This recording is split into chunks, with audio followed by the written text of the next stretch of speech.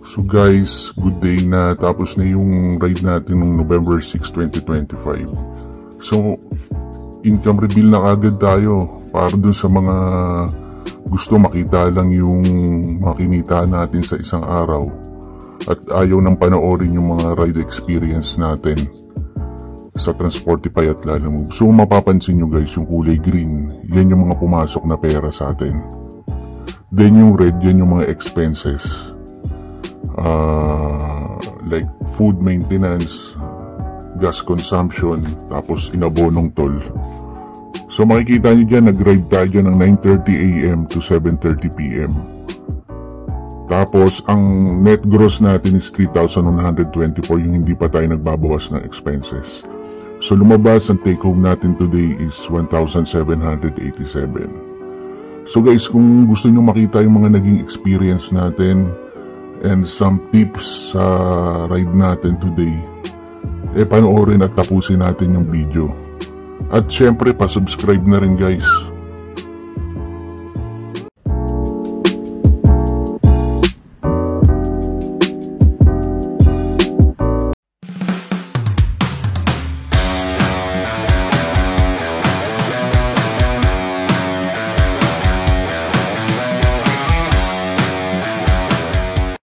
Good day guys, may first booking tayo kay Transportify.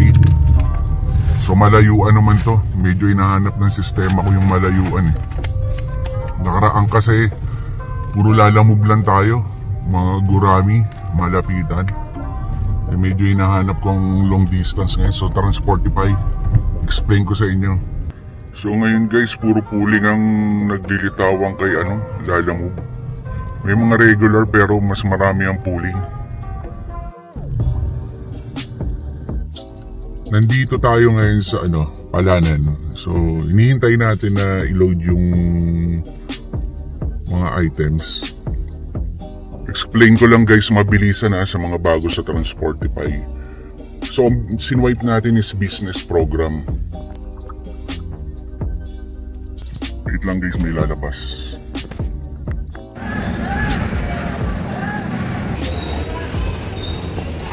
So yun guys, niload muna natin. So, check natin yung app ni Transportify. So guys, parang app din to ni Lalamove, no? Mag-upload kayo ng mga photos. Yan. Ang kaibahan niya kay Lalamove, eto maraming photos ang ma-upload mo. Then pag na-picturean, click mo yung next. So since business program siya, wala kang kukolektahin cash either sa pick-up or sa drop-off. Sa ilalim, i-slide mo yan para sa signing. So slide natin guys. So guys, may ganyan. Pag na-picturean nyo na, na-load nyo na lahat, papasay nyo dyan yung yung customer, yung booker.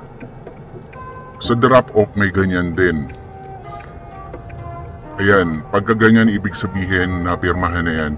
So guys, sa mga business program na merong reimbursement, yung ganyan guys, halimbawa pinindot nyo na yung next, yung accept delivery. Huwag nyo ipipinish guys click nyo muna yung reimbursement. Kasi hindi kayo marireimburse yung Transportify sa mga inabono nyo sa toll. So remind ko lang sa Transportify, mag-aabono kayo sa toll. So itong characteristics nya guys, may surge price siya, toll reimburse sa SLEX kung saan man kayo dadaan, parking reimburse, business program. Ayan, pag may entry fee sa gate, babayaran din. Itabi nyo lang yung mga resibo, yung proof na nagbayad kayo, babayaran ni Transportify yan. I-upload nyo rin sa reimbursement. Wag nyo kakalimutan na i-click yung reimbursement kasi pag nakalimutan nyo yan, hindi na kayo babayaran ni Transportify kahit mag-appeal pa kayo. So guys, meron daw tayong 52 minutes. Dito daan natin sa cash and carry. Guys, sa Transportify, pwede double booking diyan basta save. May nakalagay na save. Dalawang save pwede yan. Hindi pwede regular tsaka save. Talagang save lang talaga. So pwede ka mag double booking diyan. Kahit sabayan mo ng Lalamove, basta sa Transportify, save ang kukunin mo. Pwede mo sabayan ng Lalamove yun. Tanaw na natin guys si Maria Makiling. So nakalagpas na tayo ng Southwoods exit. So meron pa tayong 27 minutes. Time check 10:27 AM. So guys, paano ba ang tamang paggamit ng overtaking lane? So halimbawa may sasakyan dyan sa harap, gusto mong lagpasan, signal ka na, pasok ka sa overtaking lane, yan, tapos tingin ka sa side mirror, pagka medyo malayo na yung distance niya, balik ka uli dito sa lane na to.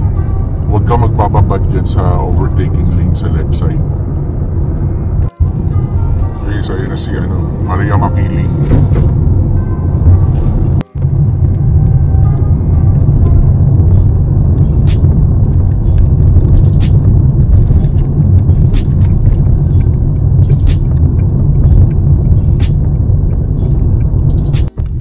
Time check tayo, 10:45 AM. Nandito na tayo sa Mayapakan, Lubang.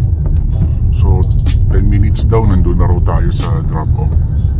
So guys, touchdown tayo dito sa drop-off location. So pakita ko guys, ayan automatic na nag-a-arrive si Transportify. So hindi mo na kailangan i-swipe na arrive. Dito kay Transportify, mga around 650 meters to 1 kilometer nag-a-arrive na yan, depende sa lugar. So yan, 10:56 AM. So yan yung view guys ni Transportify yan. Yan. So dito sa signature upload, pag clinic mo yan, lalabas dyan, pipicture mo na yan, mga items. So guys, pitikan natin ang tawag to.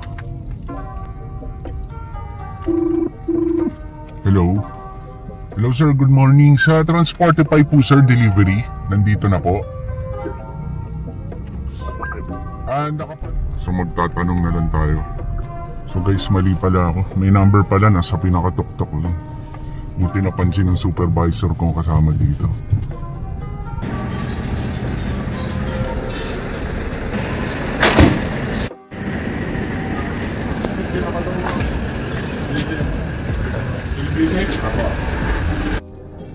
So guys, na-drop natin, na-picture na natin, na-upload na dun sa app.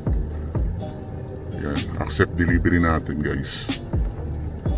So guys, accept na natin Papakita ko sa inyo paano, ayan, nakalagay na guys. Paano mag-reimburse. So, yan. Huwag nyo i-click guys yung ito. Huwag nyo i-click yung finish ha. Pag clinic nyo yung finish na kayo.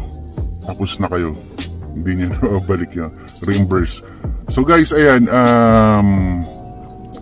dinownload ko yung yung SOA dun sa auto-sweep ko sa app. So ang pinag-uusapan diyan papunta rito sa destination 1 is yung toll fee. Yun lang naman ang binayaran natin So ang binayaran natin dun is 234. So yung yung proof natin na yan. So ito, upload natin to. Yan. Tapos pangalawa, yan. Yung isa naka-zoom kasi, yung isa para sure lang. Basta any proof na yan. So guys, yan nyo na. So pagka na-upload nyo na yan, click nyo yung submit reimburse. Yan, click nyo na yan guys. So, yan yung booking. So, tatanong ka, ano ba experience nyo sa booking na to? Sa akin, okay naman, wala naman naging problema. Kung may comments kayo, mga gustong ipabago, walang problema. So, confidential naman yan Hindi papakita kay customer, makakita lang yan si Transportify. Kung anong mga dapat siguro nilang baguhin. So, time check tayo, 11:13 AM. Submit na natin para makahanap tayo ng bagong booking. So nandito pa rin tayo sa warehouse Hanap-hanap tayo ng booking, Transportify or Lalamove. Is lalabas yung error na yan So i-click nyo lang yung dyan. Click nyo lang uli yan, yung retry. So click natin. Guys, naging 997. Taka kayo bakit lumaki?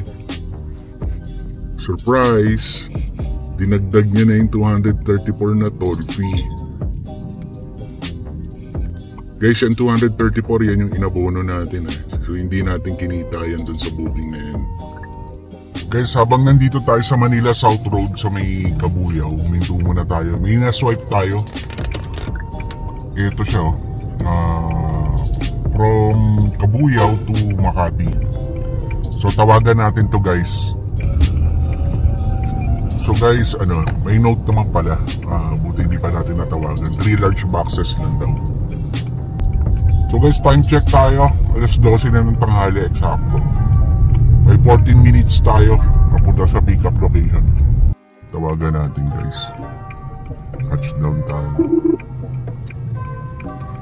12:27 PM. Hello, good afternoon po. Sa Lalamove po ma'am, nandito na po. Ang galing ni supervisor. Ayan si guys, si supervisor nakabantay lang. Ang paboritong tambayan sa ilalim ng puno. So, tingnan natin kung makakapagsabay. Guys, may nakuha tayong pansabay habang nakatambay dito sa ilalim ng puno na malilim. So tawagan natin guys, baka i-cancel pa. Alam mo ng mga to eh. Alam nila nag-aagawan sa mga lugar na ganito eh. Ito lang, bag lang laman. Magkano po toll gate? Pwede ko po i-Gcash toll gate. Wala po kasi akong Gcash. So replyan na lang natin. Bag lang daw. So guys, kinancel. Kasi ewan ko ba dito sa Kalamba, bagsak-bagsak ang signal dito, ang bagal. Kaya kinancel siguro, ibubuk niya na lang to uli. Lapad ka nyo, pasantaan. Yan, so guys, may nakuha ulit tayong pansabay matapos na makancel. So, hindi ko muna blinag kasi baka kumain ng oras eh. Kanina mainipin eh. I-video ko na lang, ibablog ko na lang pag na-pick up na natin. So, isang box lang daw.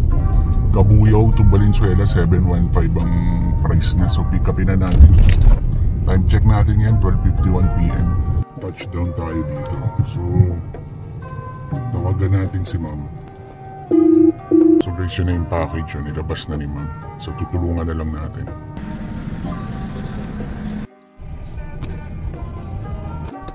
So guys, 715 yung bill ni ma'am. Tapos sabi ko yung mga tol, mga 209 po siguro yan. Exit dito sa Kabuyaw. So, binigyan tayo ni ma'am ng 11. Thank you kay ma'am. So almost 200 pesos yung tip. Thank you kay ma'am.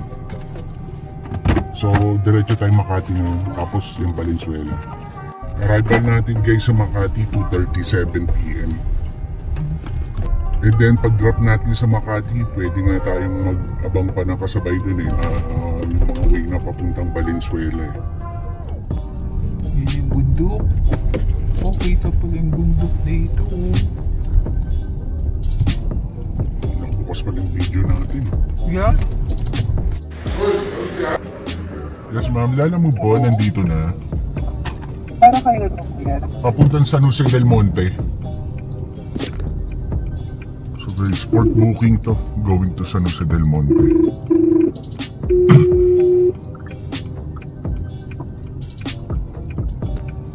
Ang rate na ito guys is 1,081. Hello po. Hello? Hello po. Sir, sa Lalamove po. Nandito tayo sa Yakal, Makati. Para sa San Jose del Monte.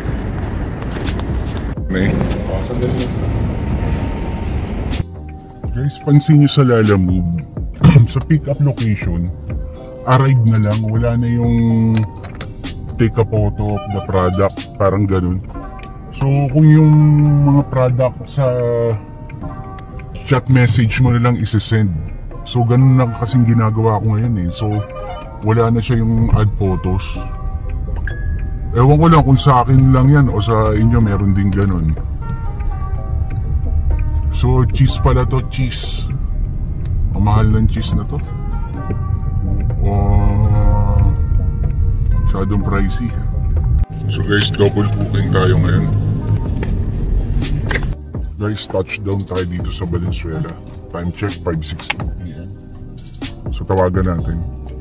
Hello po, Lalamove po ma'am, nandito na po. Sige, dito kayo sa 193B. Opo, nandito po ako sa harap. Sige po. Okay, sige po. So guys, ayun na si ma'am. Ibababa ko na lang itong box. So guys, ang drop pala nito. Hello sir. Hello. Hello, good evening po. Lalamove po sir, nandito na po sa may pin location. Saan po ba banda yung pinaka-drop niya, sir? Dito sir sa mismong government center ng San Jose del Monte. Opo sir, nandi kasi medyo gumilid ako dito sa may pink na parang Christmas tree. Opo. Opo.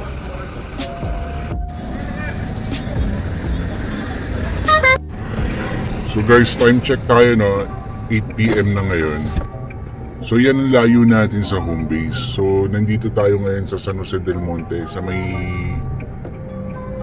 City Hall lang nila. Ngayon, walang lumalabas na booking dito. Siguro baba tayo ng konti. Bandang North Caloocan. Or ano, baba na tayo. Tapos kung may mahagip tayong booking on the way, mas maganda. Guys, kwento ko lang yan San Jose del Monte City Hall yan. Dati nakakapunta ako dyan eh. Dati yung City Hall yan, ano lang, sobrang luma na, sobrang liit, sikip. Pero ngayon, grabe, ang ganda ng City Hall nila, ang laki. First class. So, good job dito sa ano nito. City government nito, na-improve nila yung City Hall nila. So, may event sila ron, nandun, may congressman pa nga dun eh. So, check natin, tumunog ang Transportify. Tingnan natin, baka pasok yung booking na yan. So yung Transportify ngayon, ito lang yung ano niya, booking, pooling, Santa Maria to Taguig, medyo alanganin. So, antay-antay din tayo dito. So medyo relax rin muna tayo dito. Guys, flash ko lang to sa inyo kasi habang nag-aabang ako ng booking, nag-flash to sa akin. So, eto ay tungkol to sa admin fee tsaka admin fee take back. Pakibasa na lang guys. Si-share ko lang to sa inyo.